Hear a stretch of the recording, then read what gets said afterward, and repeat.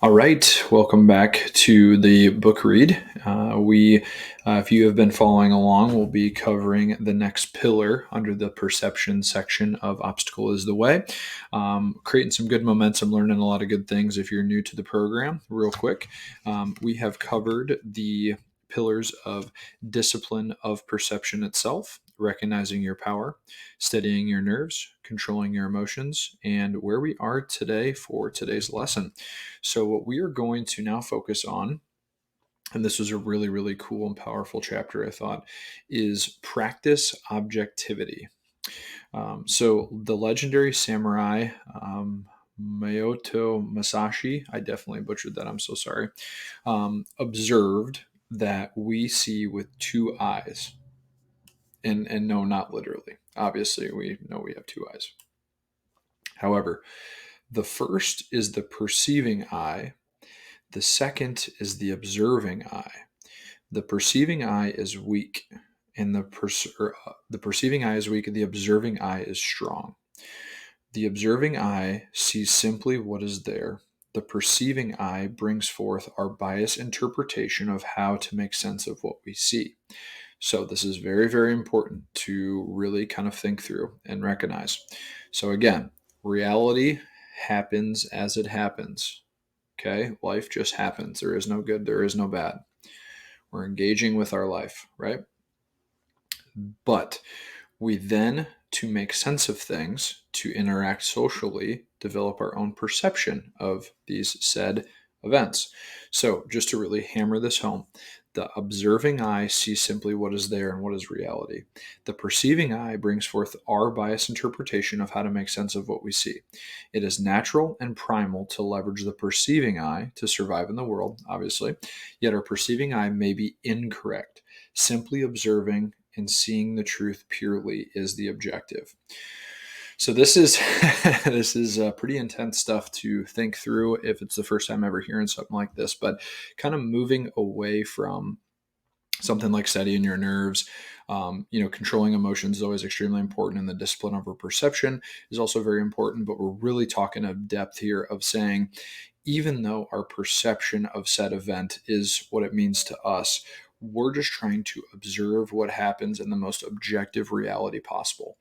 And what we're basically getting at here is going back to kind of the first piece is the more you see reality for truth, the more you're able to kind of see through all the noise and keep calm and steady your nerve to control your emotions. So they kind of build on each other, but really what we're saying is there is a separation here of what we perceive to what is reality. Now, to break down objectivity, because obviously if we practice objectivity, we need to know what that is. So that means simply removing you, the subject, from the equation. Detaching yourself leaves more room for seeing things truly and clearly, the situation for what it is. So I'm going to use a military reference here. So the war general may actually be detached from the war site itself, or in a removing of himself or herself, because what that does is it allows them to see what is actually transpiring. Instead of, for example, the person on the front line, they probably wouldn't be barking the order because they're in the actual trench fighting, and they have more simpler objectives like don't get shot, help your commanding officers, XYZ. So the power is really saying, okay, if I'm going to go through an experience, or I'm going to lead a team, I'm going to run a company, all of these different things, the more that I pull out myself and see how things are operating as they are, the more power that I'm going to have to be able to defeat the obstacles as they arise. So very profound, but very good. So how many problems seem to come from applying judgment to things that we don't control, as though there is a way to control them, or is there a way that is supposed to be?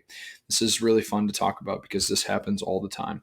So, how many problems, again, seem to come from applying judgments to things that we don't control, and supposing that there is a specific way to do things? So, this is something that really boils into human interaction a lot, because a lot of people, that myself included, if you think you have a right way of doing something, that creates a bias, and it creates a disconnect from when people disagree with that for how things are quote unquote supposed to be.